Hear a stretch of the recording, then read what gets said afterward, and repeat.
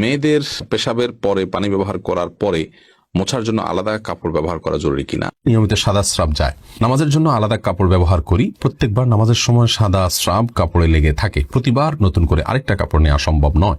এক্ষেত্রে করণীয় কি? বিতরের নামাজ কি কি সূরা দিয়ে পড়তে হয়? আজানের সময় কিছু খেলে গুনাহ হবে কিনা? স্বামী আর স্ত্রী যে বিছানায় ঘুমায় সে বিছানায় বসে কি নামাজ পড়া যাবে? নতুন কোনো কাপড় পরে না ধুয়ে নামাজ পড়ে নামাজের কোনো ক্ষতি হবে কিনা? নামাজের সিজদা অবস্থায় যদি পা উঠে যায় তাহলে নামাজের কোনো সমস্যা হবে কিনা? ভাঙা প্লেটে খাওয়া যাবে কিনা? কোরআন কারীম যদি ভুল বশত পায়ে লাগে অথবা নিচে পড়ে যায় করণীয় কি? শার্টের হাতা এবং প্যান্টকে গুছিয়ে রেখে সালাত পড়া যাবে?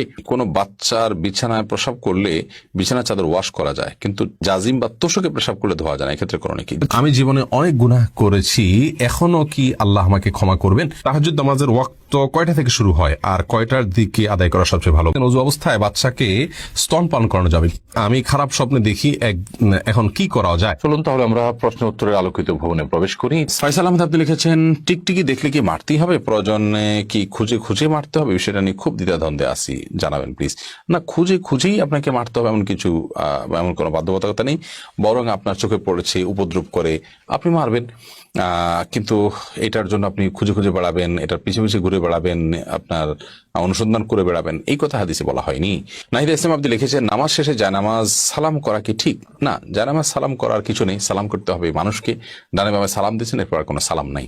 এরপরে কোনো কারোর সাথে আপনার হঠাৎ সাক্ষাৎ হয়েছে, সেই জায়গা থেকে আপনি সালাম দিতে পারেন, কিন্তু জায়নামাজকে সালাম দেওয়া এটি কোরআন সুন্নাহর কোনো নির্দেশনা নয়। এটি যদি সালাতের অংশ মনে করি কেউ, সালাত পরবর্তী করণীয় মনে করেন কেউ, শরিয়া দৃষ্টিকোণ থেকে, ইসলামের দৃষ্টিকোণ থেকে, তাহলে সেটি বরং বিদআতে পর্যবেসিত হবে। ইসলামের নামে মন গড়া কোনো কিছু করলে সওয়াব হয় না, বরং আরো বিপরীতে গুনাহ হয়। শেখ রোকনুজ্জামান লিখেছেন, অনেক জায়গায় বসে প্রস্রাব করার ব্যবস্থা নেই, দাঁড়িয়ে পেশাব করতে হয়, এরকম পরিবেশ আমরা কি করব? যদি কোনো প্রকার ব্যবস্থা না থাকে এবং দাঁড়িয়ে পেশাব করা ছাড়া নিরুপায় থাকেন, তাহলে আপনি অবশ্যই দাঁড়িয়ে পেশাব সেখানে করতে পারেন, যেহেতু আপনি নিরুপায়। কিন্তু নিয়মিত অভ্যাস বাড়ানো সঠিক নয়, কারণ নবী করিম সাল্লাল্লাহু আলাইহি ওয়াসাল্লাম বসেই সবসময় পেশাব করতেন। তবে বিশেষ একবার তিনি দাঁড়িয়ে পেশাব করেছেন, এবং সেটি কারণ ছিল এমন একটা জায়গায় তিনি গেছেন যেখানে ময়লা আবর্জনা চতুর্দিকে ফেলেছে মানুষ, এবং সেখানে বসার মতো কোনো জায়গা ছিল না, সেজন্য তিনি সেখানে দাঁড়িয়ে পেশাব করেছেন। প্রজাপতি নীর ইয়ারি থেকে আপনি লিখেছেন, ভাঙা প্লেটে খাওয়া যাবে কিনা? ভাঙা প্লেটে খাওয়া যাবে, কোনো অসুবিধা নেই। ভাঙা আয়নায় মাথা চেহারা দেখা যাবে, সেটাতে কোনো অসুবিধা নেই। আমরা অনেকে মনে করি ভাঙা প্লেটে খাওয়া যাবে না, ভাঙা আয়নায় চেহারা দেখা যাবে না, এটা নিছকই আমাদের সামাজিক কুসংস্কার। ভাঙা প্লেটে ভাঙা অংশে জীবাণু থাকতে পারে, সেজন্য আপনি ওইটাতে খেলে অস্বাস্থ্যকর হতে পারে, সেটা তো আপনার একান্ত স্বাস্থ্যগত বিষয়, বাট সেটাও তো নিশ্চিত নয়। বিধায় ভাঙা প্লেটে খেলে যে গুনাহ হয়ে যাবে বা নাজায়েজ হবে, এটা সেরকম নয়। এবং ভাঙা আয়নায় চেহারা দেখলে কোনো অসুবিধা হবে না। এমনি মুস্তাফিজুর রহমান আপনি লিখেছেন, কোরআন কারীম যদি ভুল বশত পায়ে লাগে অথবা নিচে পড়ে যায় করণীয় কি? ভুল বশত পায়ে লাগলে অথবা নিচে পড়ে গেলে আল্লাহর কাছে মাপ চাইতে হবে, যদি এটা অনিচ্ছাকৃত, তারপরে মাপ চাই নিতে হবে, এবং সেই সাথে ভবিষ্যতের জন্য এরকমটি না হয় সেজন্য সাবধানতা অবলম্বন করতে হবে। এর কারণে আপনার বিশেষ কোনো কাফারা নাই। আমরা ছোটবেলা থেকে যে সমস্ত কথা শুনে আসছি যে এর কারণে এত কেজি লবণ দিতে হবে, চাল দিতে হবে গরিবকে ইত্যাদি, এগুলো আমাদের নিজেদের মন গড়া নানান কথাবার্তা। মূলত যদি পড়ে যায়, ইচ্ছাকৃত নয় বরং ভুলে পড়ে গেছে, তাহলে সেক্ষেত্রে সেটার কারণে আপনার বিশেষ কোনো করণীয় নাই, সামনে থেকে সাবধানতা অবলম্বন করতে হবে, এবং যেটি হয়ে গেছে আল্লাহ কোরআনের প্রতি অনিচ্ছাকৃত, তার জন্য আল্লাহর কাছে মাপ চাইতে হবে। রাসেল ভুঁইয়া আপনি লিখেছেন, কোন বাচ্চার বিছানায় প্রসাব করলে বিছানা চাদর ওয়াশ করা যায়, কিন্তু জাজিম বা তোশকে প্রসাব করলে ধোয়া যায় না, এক্ষেত্রে করণীয় কি? যেই সব দ্রব্য, যে সমস্ত জিনিসপত্র, আসবাব ইত্যাদি, এগুলোতে পেশাব লাগার পর সেটা পরিষ্কার করার কোনো বই নেই, সেটা রৌদ্র ইত্যাদি দিয়ে ওটা আলামত দূর করে ফেলতে হবে। এত বেশি রৌদ্র দিতে হবে, এত বেশি আপনার সেটার দুর্গন্ধ দূরের উদ্যোগ করতে হবে যে সেটাতে নাপাকের কোনো আলামত বা নামলেশ নেই। তো এর মাধ্যমে সেটি পাক হয়ে যাবে। বিশেষ করে ফ্লোর, ওয়াল, গাছ, এই টাইপের অনেক কিছুই আছে যেগুলোকে ওইভাবে আসলে ধোয়া সম্ভব হয় না, তো সেগুলোতে নাপাকের আলামত যেটি আছে সেটি দূর হয়ে গেলেই সেটি ব্যবহার করা যাবে। লায়লা নূর কদর এআইডি থেকে লিখেছেন, স্বামী সিগারেট খেলে ওয়াইফের করণীয় কি? ওয়াইফ তাকে বোঝাবেন, যথাসম্ভব নিজে না পারলে অন্য কাউকে দিয়ে বোঝাবেন, আল্লাহর কাছে দোয়া করবেন, তারপর তিনি যদি ফিরে না আসেন একান্ত তার গুনাহ হবে, ওয়াইফ অন্তত দায় মুক্ত হলেন। জুলেখা খাতুন আপনি লিখেছেন, নতুন কোনো কাপড় পরে না ধুয়ে নামাজ পড়ে নামাজের কোনো ক্ষতি হবে কিনা? নতুন কোনো কাপড় পরলে সেটা ধুয়েই পড়তে হবে এমন কোনো বাধ্যবাধকতা নেই, কারণ নতুন কাপড় মানে যে সেটা নাপাক, সেটাতে অপবিত্রতা আছে এমনটি তো নিশ্চিত নন আপনি, তাহলে এটি ধোয়াটা বাধ্যতামূলক কেন হতে যাবে? তবে হ্যাঁ, আপনারা যদি নতুন কাপড় কেনার পর দেখলেন যে সেখানে কোনো নাপাক আছে, তাহলে ওই জায়গায় সেই নাপাকটা ধোয়াটাই হলো আবশ্যক। অতএব শরীয়তের দৃষ্টিকোণ থেকে নতুন কাপড় ধুয়ে পড়তে হবে এমন কোনো বাধ্যবাধকতা নেই। নীলাকাশ এআইডি থেকে জানতেছেন অজু অবস্থায় বাচ্চাকে স্তন পান করানো যাবে কিনা, যাবে, কোনো অসুবিধা নেই। অনেক মেয়েরা মনে করে যে দুধ দান করলে সন্তানকে দুধ পান করালে অজু ভেঙে যাবে, এটি ভুল ধারণা। আশফিক রাসেল জানতে চেয়েছেন তাহাজ্জুদ নামাজের ওয়াক্ত কয়টা থেকে শুরু হয় আর কয়টার দিকে আদায় করা সবচেয়ে ভালো? ভাই রাসেল, তাহাজ্জুদের সালাতের ওয়াক্ত মূলত এশারের পরপর শুরু হয়, এশার সালাত শেষ, তখন থেকে আপনি 2 রাকাত করে তাহাজ্জুদের উদ্দেশ্যে সালাত আদায় করতে পারেন। সব উত্তম হলো ঘুম থেকে উঠে রাতের শেষ প্রহরে তাহাজ্জুদের সালাত আদায় করা। এরপরে ফারিয়া জাহান পুরি জানতেছেন ভাঙতি রোজা পরে রাখলে আগে 6 রোজা রাখতে পারবে কিনা? ভাঙতি রোজা আগে রাখা উচিত, তারপরে 6 রোজা রাখা উচিত, কারণ হাদিসে রমজান রোজা রাখার পরে 6 রোজা রাখার কথা বলা হয়েছে। মাশফিক আপনি জানতে চেয়েছেন আমি জীবনে অনেক গুনাহ করেছি, এখনো কি আল্লাহ আমাকে ক্ষমা করবেন? অবশ্যই আল্লাহ রাব্বুল আলামিন ক্ষমা করবেন। আল্লাহ বলেছেন যে ওয়াতুবু আইয়ুহাল মুমিনুন, হে বান্দারা তোমরা সবাই আল্লাহর কাছে তওবা করো, ইন্নাল্লাহা ইয়াগফিরুয যুনুবা জামিআ, আল্লাহ তাআলা সমস্ত অপরাধ মাফ করবেন যদি মানুষ তওবা করে। তওবা কি? আমি গুনাহ থেকে সরে আসলাম, লজ্জিত হলাম, নিজের কর্মের কাণ্ডের জন্য চরমভাবে লজ্জিত হলাম, আল্লাহর কাছে ক্ষমা চাইলাম এবং ভবিষ্যতে আর করব না এ মর্মে প্রচন্ড রকমের সংকল্প করলাম, এটার নাম তওবা। ফিরে আসা, ছেড়ে আসা, এটা করলে আল্লাহ রাব্বুল আলামিন আমাদেরকে মাফ করবেন বলে ওয়াদা রয়েছে। বিধায় আপনি নিরাশ হবেন না, আল্লাহ তাআলা সমস্ত অপরাধী মাফ করবেন যদি আপনি তওবা করার মতো করেন। আমিনা খাতুন জানতে চেয়েছেন হারাম উপার্জিত কারো বাসায় না খেলে বা উপহার গ্রহণ না করলে যদি আত্মীয়তার সম্পর্ক নষ্ট হয় সেক্ষেত্রে করণীয় কি? বোন আমিনা, হারাম উপার্জিত কারো বাসায় যদি আপনি না খান, তার যে যদি হালাল কোনো উপার্জন না থাকে এবং উপহার গ্রহণ না করেন, তাতে আত্মীয়তার সম্পর্ক নষ্ট হবে না, কারণ আল্লাহর জন্যই আমাদেরকে ত্যাগ করতে হবে। এখানে আল্লাহর জন্য ত্যাগ করেছেন। যদি তার শুধু হারাম উপার্জন থাকে আর যদি হালাল হারাম 2 ধরনের উপার্জনের মিশ্রণ থাকে, তাহলে কিন্তু আপনি সেটি গ্রহণ করতে পারেন। যদি না গ্রহণ করা উত্তম, এরকম পরিস্থিতিতে আপনি গ্রহণ করে দরকার হলে কোনো গরিব হয় মানুষকে দিয়ে দিবেন। তারপরেও যথাসম্ভব সম্পর্কটা রক্ষা করার জন্য চেষ্টা থাকা উচিত। কিন্তু যদি আপনার কোনো ওয়ে না থাকে, যেমন তিনি পিওর হারাম জিনিস আপনাকে দিচ্ছেন, আপনি দেখতে পাচ্ছেন, তাহলে সেটাকে বিনয়ের সাথে বা বিভিন্ন কৌশলে অ্যাভয়েড করে যদি সম্পর্ক রাখতে পারেন সেটা ভালো হয়। তারপরেও যদি আপনার সম্পর্ক রক্ষা করার চেষ্টা সত্ত্বেও যদি সম্পর্ক তিনি নষ্ট করে ফেলেন, আল্লাহর কাছে ইনশাআল্লাহ আপনার দায় থাকবে না। সামাইরা জান্নাত আপনি জানতে চেয়েছেন নির্দিষ্ট সময় আকিকা দিয়ে মাংস রেখে দিয়ে পরবর্তীতে অনুষ্ঠান করলে জায়েজ হবে কিনা? হবে, কোনো অসুবিধা নেই। আকিকা 7ম, 14তম বা 21তম দিনে রাখা দেওয়া উত্তম বাচ্চা জন্মের। অতএব সেই দিনে আকিকা করে অনুষ্ঠান করবার জন্য আপনি গোশত রেখে পর অনুষ্ঠান করলেন, কোনো অসুবিধা নেই। অনুষ্ঠানটা মুখ্য হলে ওই দিনে পশু জবাই করাটা। ইলুফার জাহান বোন আপনি জানতে চেয়েছেন মায়ের সম্পত্তি ছেলে মেয়েরা কিভাবে পাবে? ঠিক বাবার সম্পত্তি যে হারে পান মায়ের সম্পত্তি একই হারে পাবেন, কোনো বেশ কম নেই, সিস্টেম একই। মুহতাসিম মাহমুদ আপনি জানতে চেয়েছেন অপবিত্র অবস্থায় গোসলের সময় গায়ের পানি বাথরুমের বিভিন্ন জায়গায় ছিটিয়ে পড়ে, তাহলে সেসব জায়গা কি নাপাক? না, একে তো হলো যে প্রথম যে পানিগুলো ছিটে পড়ছে এরপর আবার ভালো পানিও পড়ছে, পড়ে সেগুলো ধুয়ে যাচ্ছে। আর এক্ষেত্রে আপনার পুঙ্খানুপুঙ্খরূপে যে জায়গা পড়লো সে জায়গা পানি পড়লো কিনা এগুলো আমাদের এতটা গভীরভাবে দেখার কোনো প্রয়োজন নেই, কারণ এইভাবে মানুষ বেঁচে থাকতে পারে না। অনেকে সূচিবায়ুর কারণে এই সমস্যাগুলো হয়ে থাকে যে তিনি সন্দেহের মধ্যে ভুগতে থাকেন তাহলে সব জায়গায় নাপাক কিনা।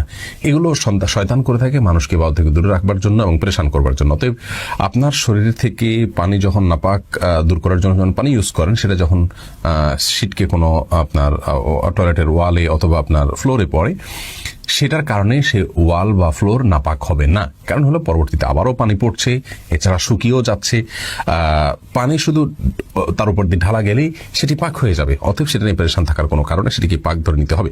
তুহিন আপনি জানতে চাইছেন শুয়ে বাচ্চাকে স্তন পানের সময় মোবাইলে কোরআন পড়া যাবে কিনা? যাবে, কোনো অসুবিধা নেই। এতে কোরআনের অসম্মান হবে না, বিশেষ করে সময়টাকে তিনি কাজে লাগাতে চাচ্ছেন। অসম্মানটা অনেক সময় বেশিরভাগ ক্ষেত্রে উদ্দেশ্যের উপর নির্ভর করে। তিনি যদি কোরআনকে অসম্মান করার উদ্দেশ্যে তো আর শুয়ে পড়ছেন না, বরং সময়টা কাজে লাগাতে চাচ্ছেন, কোনো অসুবিধা নেই। শুয়ে কোরআন তেলাওয়াত করার বিষয়টি প্রমাণিত রয়েছে। দিনের পত্রিকা আইডি থেকে আপনি লিখেছেন বিতরের নামাজ কি সূরা দিয়ে পড়তে হয়? বিতরের সালাতের প্রথম রাকাতে সূরা সাব্বিহিসমা রাব্বিকাল আলা, দ্বিতীয় রাকাতে সূরা কাফিরুন এবং তৃতীয় রাকাতে সূরা ইখলাস কুল হুয়াল্লাহ পাঠ করা, এটি সুন্নাহ। নবী করিম সাল্লাল্লাহু আলাইহি ওয়াসাল্লাম বিতরের সালাতে সচরাচর এই সূরাগুলো তেলাওয়াত করতেন, বিধায় আপনি এই সূরাগুলো তেলাওয়াত করতে পারেন। নবীজুল ইসলাম খান আপনি লিখেছেন কোরবানির সাথে সন্তানের আকিকা দেওয়া জায়েজ হবে কিনা?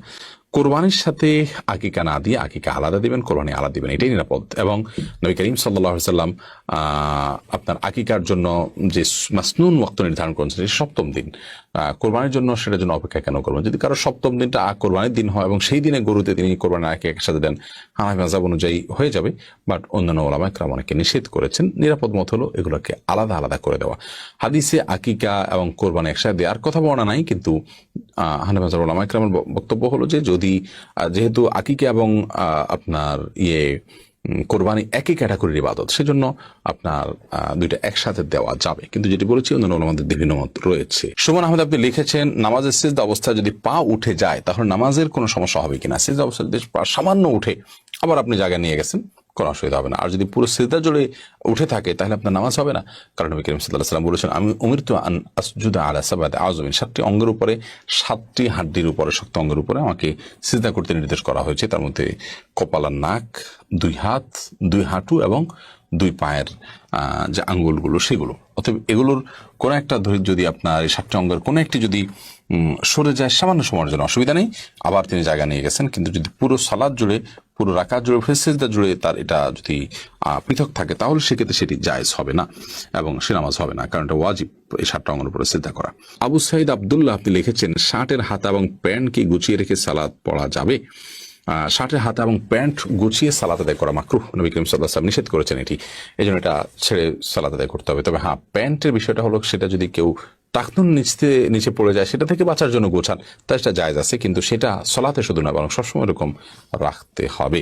এইচ.এম. হাসান লিখেছেন, 2 হাতের উপর সিজদা করলে সিজদা আদায় হবে কিনা? সিজদা করবেন আপনি জমিনে, হাতের উপরে সিজদা করবেন না। যদি কোনো কারণে হাতের উপরে কেউ সিজদা করেন, হয়তো জমিন তার জন্য উপযোগী না বা জমিনে করার কোনো ব্যবস্থা নেই, আদায় হয়ে যাবে তার সালাত। রাইসানি আপনি লিখেছেন, আজানের সময় কিছু খেলে গুনাহ হবে কিনা? আজানের সময় কোনো কিছু খেলে কোনো গুনাহ হবে না। আমরা অনেকে মনে করি আজানের সময় কিছু খাওয়া বা পান করা যাবে না, এটা করা যাবে না, ওটা করা যাবে না। আপনি যে কোনো কাজ করতে পারেন, টয়লেটে থাকলে আপনি টয়লেটে কাজও সারতে পারেন। তবে আপনি যখন টয়লেটে নাই, পবিত্র জায়গায় আছেন বা স্বাভাবিক অবস্থা আছেন, তখন আপনি আজান শুনলে আজানের জবাব দেওয়ার চেষ্টা করবেন। এটা হলো মূল কথা। খেতে গেলে খাওয়ার ফাঁকে ফাঁকে আপনি আজানের জবাব দেওয়ার চেষ্টা করবেন, কিন্তু আজান হলে কিছু খেতে পারবেন না এমন কোনো কথা নেই। এখানে বিষয় হলো জবাব দেওয়ার চেষ্টা করবেন যদি আপনি পবিত্র জায়গায় থাকেন। বিলকিস বেগম আপনি লিখেছেন, মেয়েদের পেশাবের পরে পানি ব্যবহার করার পরে মোছার জন্য আলাদা কাপড় ব্যবহার করা জরুরি কিনা? না, আলাদা কাপড় ব্যবহার করা জরুরি না। পানি ব্যবহার করার পরে যদি নাপাক দূর হয়ে গেছে মনে হয় তাহলে সেটি যথেষ্ট, আলাদা করে কাপড় ব্যবহার করার প্রয়োজন নেই। জুয়েল তালুকদার জানতে চেয়েছেন, আমি খারাপ স্বপ্নে দেখি, এখন কি করা যায়? খারাপ স্বপ্ন দেখলে তার করণীয় কি, এই বিষয়ে আমাদের একটা ভিডিও রয়েছে সুন্নাহ ফাউন্ডেশন ইউটিউব চ্যানেলে এবং আমাদের ফেসবুক পেজে, সেটা আপনি দেখতে পারেন। বাম দিকে 3 বার থুতু ফেলবেন, দাঁড়িয়ে সম্ভব হলে বেশি আপনার ঘুম ভেঙে গেলে আপনি 2 রাকাত সালাত আদায় করবেন, আমানতু বিল্লাহি ওয়া রাসূলিহি পড়বেন এবং আপনার কাতকে পরিবর্তন করে শোবেন এবং খারাপ স্বপ্ন মানুষকে বলে বেড়াবেন না। নাইমুল হাসান জানতে চান, বাথরুমের কোনো পর্দা বা দেয়াল না থাকায় বিসমিল্লাহ বলে উযু করা যাবে কিনা? যদি পর্দা বা দেয়াল না থাকে এবং কমোডের পাশে আপনি টেপ থাকে, সেখানে আপনি উযু করবেন না, বিসমিল্লাহ বলে উযু করবেন। বিসমিল্লাহ বলা তো ফরজ ওয়াজিব নয়, অতএব বিসমিল্লাহ ছাড়া উযু করবেন। আর বাহির থেকে বিসমিল্লাহ বলে যদি ভিতরে ঢুকে উযু করেন তাহলে সেটাও করতে পারেন, অথবা বাহির থেকে বিসমিল্লাহ বলে বেসিন বা অন্য কোথাও হাতটা ধুয়ে কুলি করে কথার কথা বাকি কাজগুলো আপনি ভেতরে গিয়ে পড়েন, সেখানে আল্লাহর নাম নিলেন না, সেটা উচিত। আল্লাহর নাম নেওয়া সেখানে অনুচিত কাজ। কিন্তু যদি কেউ আল্লাহর নাম নিয়ে উযু করে ফেলে কোনো বড় গুনাহ হবে না, বা আল্লাহর নাম নেওয়া ছাড়া উযু করলে তাতে উযু হয়ে যাবে। বিষয়টাকে অনেকে ভুল বুঝেন। এখানে আল্লাহর নাম ভিতরে যাতে না নেওয়া হয় সেটা হলো মুখ্য। কিন্তু কোনো কারণে আপনার আল্লাহর নাম নিলে যে বড় গুনাহ হয়ে যাবে, গুনাহ হবে কিন্তু তাতে কবিরা গুনাহ হয়ে যাবে এরকম না, আবার আল্লাহর নাম না নিলে যে উযু হবে না এমনও না।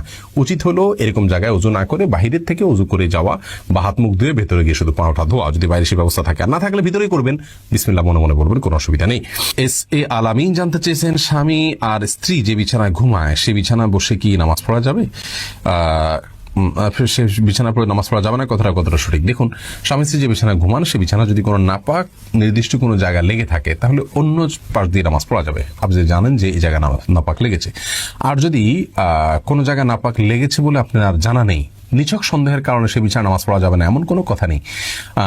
যদি সেখানে নাপাক কোথাও লেগেছে বলে আপনার জানা নেই, অথবা অর্থাৎ লেগে থাকতে পারে এরকম সন্দেহ না হয়, আপনার সাবধান থাকেন, তাহলে সেক্ষেত্রে আপনি যে কোনো জায়গায় নামাজ পড়তে পারেন। বিছানায় হলেই যে স্বামী স্ত্রীর বিছানা থাকলে সেখানে নামাজ পড়া যাবে না, এ কথা সঠিক নয়।